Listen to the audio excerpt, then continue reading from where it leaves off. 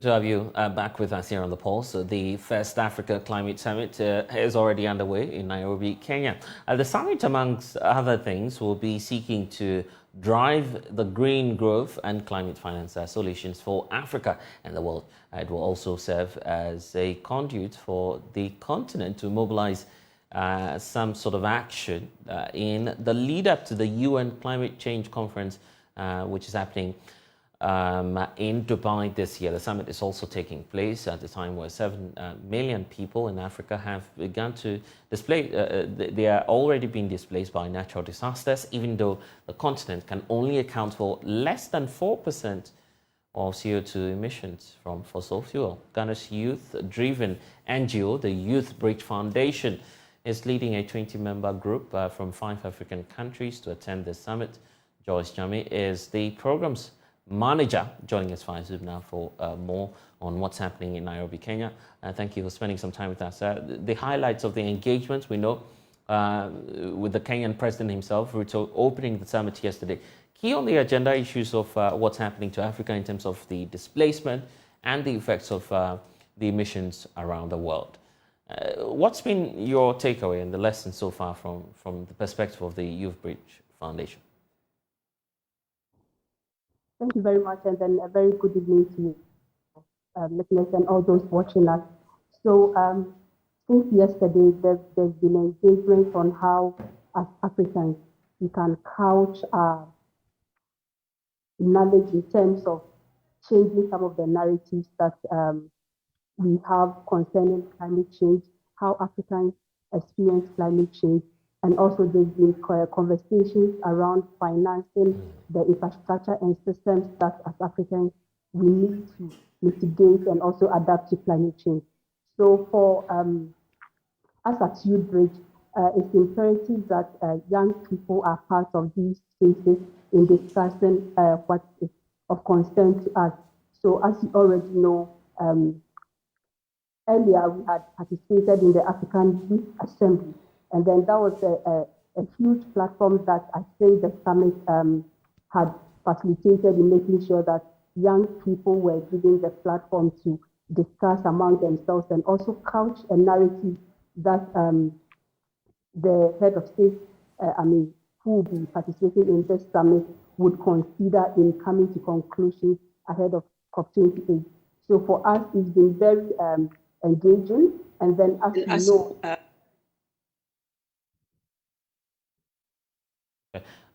looks like we're having some challenge there. If you can hear me, the point also about your participation this year in the summit.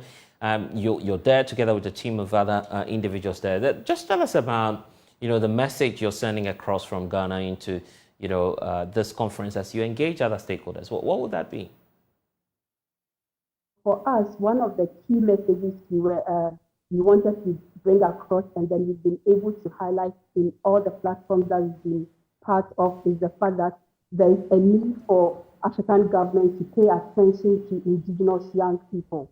So for us, we managed to mobilize young people across 5 African countries to participate in the Youth Summit as well as the main summit itself.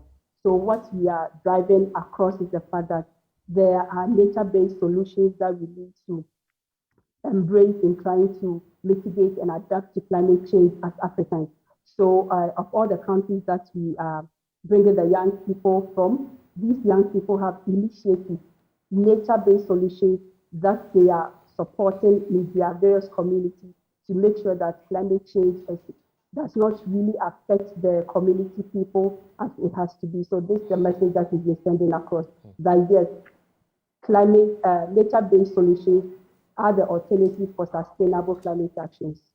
Okay, and we know that there's also a 21-year-old who's part of the delegation this year, making some strides already. What's the story of this young girl? Okay, so as I mentioned, it's high time African states and governments pay attention to young people. And then for us at Youth Bridge Foundation, one of the critical things that we are particular about is facilitating the spaces for young people from indigenous communities to contribute to policy making. So we had initiated a project called the Diapa Youth Reforestation Project in Bokrom. And then what the project sought to do is to mobilize young people to plant medicinal seedlings on degraded land. So when the opportunity came for us to participate in the African Climate Week, we thought it wise to bring someone from the community, the person who's been spearheading the project in Bokrom, to one, experience the processes that are critical in shaping policies that will affect their lives, that will affect the people that climate change affects. So we brought one Lucinda Afo from Bokrom, where the Diapa project is being piloted. And then she's been with us, and most of the spaces that we go to, we make sure that, yes, even though it's YBF, as the project lead, I'm the one supposed to speak on certain issues. She is on the field, and she has been spearheading the project back in Bokrom. So it's important she's also part of the initiatives that we are doing, even on a regional level. So yes, Lucinda is here with me. If you are interested in talking to her, I can put her on. Okay, we'll get to that shortly. The conversations about policy and issues that are relating to, you know, some of the urgent government commitments that are needed to address, for instance, issues surrounding plastics and other pollutants have also come up. What position are you taking on this, and what recommendations are you making to African governments on specifically starting off with the issue of plastics, because it's becoming big at this conference? Okay, so when it comes to the issue of plastic, it's unfortunate that most of the services that we provide in Africa, most of the, in terms of food and other things, is used, we use the plastic, and then we don't even have the, as I stated earlier on, one of the things Africa is fighting in terms of the climate canker is the infrastructure to make sure that we are able to mitigate and adapt. So some of the things we share and also recommend to the spaces that we do is the need to create awareness on the canker that these plastics are causing in terms of climate change.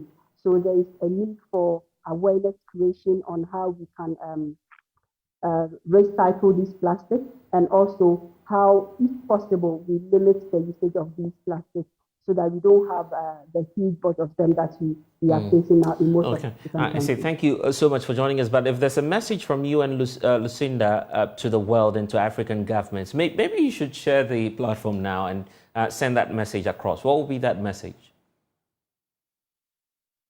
Okay, so for me, I think the message that we've been sending across and then we want to repeat is the fact that young indigenous youth matter, and then we experience climate change in a different way. So it's high time that governments offer us spaces, offer us inclusive responses for us to be able to recommend how they can solve our climate concerns. And Lucinda, for you? Lucinda.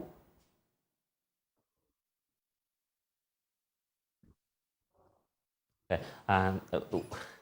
Lucinda, I hope you can hear me. Okay. We'll definitely. It appears that we've lost them there. Okay, Lucinda is here with us. Yes, your message briefly.